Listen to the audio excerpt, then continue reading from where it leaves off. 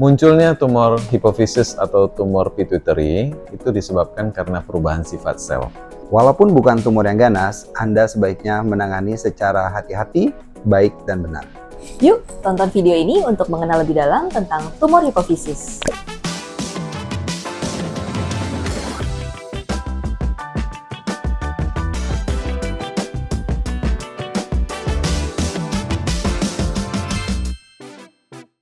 Halo Sobat Siloam, saya Dr. Michael, saya spesialis THT yang berpraktek di Siloam Hospital Lipo Village. Saya Profesor Julius Juli, spesialis bedah saraf. Saya berpraktek di Siloam Hospital Lipo Village. Saya Dr. Erika Angelina yang akan menjadi moderator untuk topik hari ini, yaitu tumor hipofisis dengan prosedur EETS. Prof. Julius, apa yang dimaksud dengan tumor hipofisis atau pituitary? Tumor hipofisis atau kita sebut nama lainnya pituitary itu tumor yang terjadi pada kelenjar hipofise, ya. Jadi kelenjar hipofise itu atau kelenjar pituitary itu adalah kelenjar utama yang menghasilkan hormon-hormon untuk tubuh kita. Jadi hormon pemicu, apakah itu hormon pertumbuhan untuk buat air susu, kemudian untuk hormon stres, tiroid, dan sebagainya itu termasuk untuk pematangan seksual dan fungsi seksual kita itu semua asalnya itu dari pituitary. Dari lebih 1000 kasus itu hanya 2 kasus yang ganas, itu pun bukan asalnya dari kelenjar tersebut. Satu asalnya dari paru, satu asalnya dari payudara. Jadi ini adalah tumor ganas dari tempat lain yang kemudian metastase atau pindah ke kelenjar pituitary. Oke, kalau gitu bisa cerita Prof, apa aja sih gejala dari tumor hipofisis ini? Kita bisa bagi 2 bagian besar sebetulnya ya.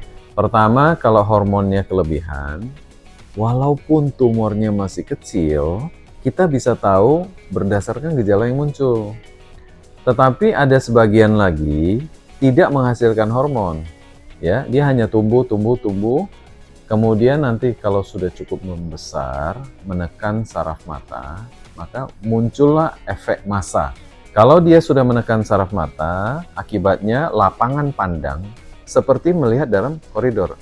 Nah, itu yang paling gampang. Jadi 2, pertama itu yang fungsional, kita nilai dari kelebihan hormon yang terjadi, yang satu lagi non-fungsional, karena efek massanya yang terjadi. Oke, kemudian kalau setelah kita lihat tadi gejala-gejalanya, mungkin bisa dijelaskan lebih jauh, Prof. Gimana sih cara kita mendiagnosa untuk tumor hipofisis ini? Jadi kalau untuk diagnosa, tentu kalau kita lihat gejalanya itu sesuai perkiraan kita, hormonnya kelebihan, orangnya katakanlah terlalu tinggi, nggak normal tingginya, kita bisa periksa laboratorium, itu yang pertama, untuk melihat kadar hormonnya sesuai atau tidak. Setelah ada pemeriksaan itu, konfirmasi lain yang paling tepat untuk gold standard itu sebetulnya MRI. MRI pakai kontras. Tapi walaupun tidak ada MRI, bisa kita gunakan CT scan. Setelah kita tadi diagnosa, mungkin bisa diceritakan Prof. Jul dan juga Dr. Michael bagaimana penanganannya untuk tumor hipofisis ini. Kita kerjasama dengan dokter THT. Nah, itu nanti operasinya dengan endoskopi. Mungkin Dr. Michael bisa lebih detail, Dok. Terima kasih, Prof. Julius. Dari dokter bedah saraf melakukan partnership dengan dokter THT supaya kita bisa masuk ke dalam rongga hidung, gitu ya. Karena kan THT, telinga, hidung, dan tenggorok. Ya, jadi dokter THT yang membuka jalan. Membuka jalan, kita buka sampai masuk ke dalam sinus yang paling belakang, yaitu sinus sphenoid. Dan biasanya hipofisis itu berada di posterior atau di belakang dari sinus sphenoid. Nah, dari situ tugas dokter THT untuk membuka jalan, untuk mempersiapkan kondisi rongga hidungnya, sampai kita bisa berpapasan dengan tumor pituitary tersebut. Setelah sudah berpapasan dengan kita sudah melihat dengan jelas tumor pituitary tersebut, baru nanti akan masuk dokter bedah saraf untuk mengangkat dari tumor tersebut. Setelah tumornya bersih, pada dasar tengkorak di belakang sinus sphenoid akan ada defek karena bekas pengangkatan tumor tersebut. Nah, di situ juga akan menjadi tugas dari dokter THT untuk melakukan penambalan pada defek tersebut. Jadi, antara rongga kepala dan rongga hidung tetap ada batas yang jelas untuk mencegah terjadinya infeksi-infeksi yang tidak kita inginkan. Kurang lebih seperti itu. Mungkin kalau dari prosedur EETS ya, yang endoskopik, endonasal, transsphenoid, mungkin bisa diceritakan step by step-nya Prof secara singkat ya, Ya. kira-kira. Tahap pertama itu sangat penting.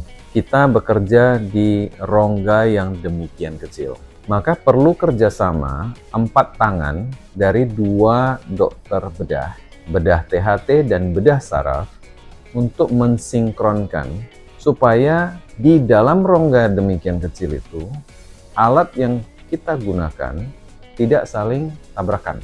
Nah, peran masing-masing sudah tahu bagi tugas. Seperti kata Dr. Michael tadi, yang pertama itu buka dan mempersiapkan flap yang nanti pada ujung akhir, seperti kata Dr. Michael, nanti untuk tutup. Nanti detail, nanti Dr. Michael bisa tambahkan. Nah, bagi kita, dokter bedah saraf, begitu nanti kita sudah mulai buka dasar sela, selaput otak kita sudah buka dengan baik, kita mulai ambil tumor. Selain ambil tumor, kita ingin preservasi kelenjar. Karena ini kelenjar, dari tadi kita bicara tentang kelenjar yang menghasilkan hormon. Kita tidak mau merusak banyak kelenjar hanya karena serta-merta mau ambil tumor.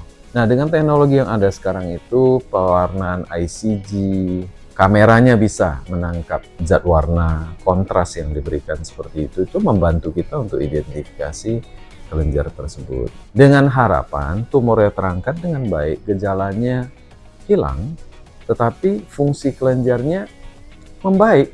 Setelah kita melakukan tindakan operasi, bukan berarti tindakan sama pasien udah selesai nih. Tentu aja yang namanya habis tindakan operasi harus ada perawatan pasca operasinya. Sampai kita bisa mendapatkan hasil luka operasi yang sempurna. Kayak gitu. Biasanya pasien pasca operasi akan saya pasang 2 buah tampon di dalam rongga hidungnya. Nanti akan kita angkat dalam 2 kali 24 jam. Nah, tujuannya dari tampon ini adalah selain untuk menghentikan perdarahan yang mungkin terjadi di dalam rongga hidung, juga untuk menahan flek yang tadi Prof. Juri sudah bilang. Yang fungsinya adalah untuk menutup daerah yang tadi kita buat defek untuk mengangkat tumornya. Gitu. Itu biasanya akan kita pertahankan selama 2 kali 24 jam, kemudian tampon akan kita tarik keluar. Setelah itu pasien biasanya akan kita izinkan untuk pulang, untuk berobat jalan saja, karena biasanya pada saat sehabis operasi seperti ini tidak membutuhkan perawatan yang lebih lama, begitu ya Prof ya. Jadi kita bisa meng-cut off gitu ya perawatan pasien untuk menjadi jauh lebih singkat lagi gitu. Dan kemudian pasien tentu aja akan datang kontrol ke saya dan ke Prof. Julius juga, ke saya terutama untuk perawatan luka operasi.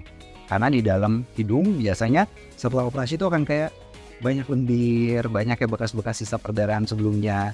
Nah, itu tugas dari dokter THT untuk membersihkan lukanya, untuk menjaga flapnya supaya tetap pada posisi yang sempurna. Biasanya pasien akan mendapatkan kesembuhan yang sempurna dari rongga hidungnya antara sekitar 3-4 minggu setelah operasi. Mungkin bisa diceritakan Dr. Michael kelebihan ataupun kekurangan dari operasi ini, plus minusnya gitu ya. Pertama, kalau untuk endoskopik, endonasal, transparent seperti ini gitu ya, karena kita memakai koridor hidung, otomatis luka yang kita buat itu jauh lebih sedikit gitu. Dan jadi untuk pasien sendiri benefitnya adalah perawatan yang jauh lebih singkat. Seperti tadi saya sudah sempat bicarakan, perawatan pasien itu biasa lebih singkat, kurang lebih sekitar 2-3 malam maksimal gitu ya. Pasien hanya untuk membutuhkan perawatan hanya sebentar aja, tidak perlu lama-lama, dan biasanya pasien tidak perlu untuk perawatan ruang khusus. Setelah operasi, pasien biasa kita antar ke ruang perawatan biasa. Tapi kalau untuk sedikit nggak enaknya, ya pasien ya kayak hidungnya kita harus pasang tampon. Jadi yang dirasakan pasien mungkin ada seperti kayak kita lagi flu yang agak berat. Tapi hanya sebatas itu aja gitu ya. Karena di rongga hidung kita persarafannya untuk rasa nyeri itu minimal. Jadi bukan kayak seperti kita operasi yang membuka kulit yang rasanya lumayan sangat nyeri kayak gitu ya. Jadi ini rasanya seperti kayak kita lagi flu gitu loh. Hidung rasa penuh dan rasa agak sedikit beringus. Hanya itu aja. Mungkin Prof bisa tambahkan, Prof? Ya. Jadi menurut saya keuntungan operasi bersama tim seperti Dr. Michael, tumor-tumor itu lebih bersih, lebih halus. Kemudian kerusakan terhadap kelenjar dan struktur lain itu sangat minim. Nah, itu kita bisa jaga. Jadi sangat gentle operasinya. Jadi operasinya menurut saya justru lebih aman dan nyaman. Jika Anda mengalami gejala tumor hipofisis, segeralah periksakan diri Anda ke dokter. Salam sehat.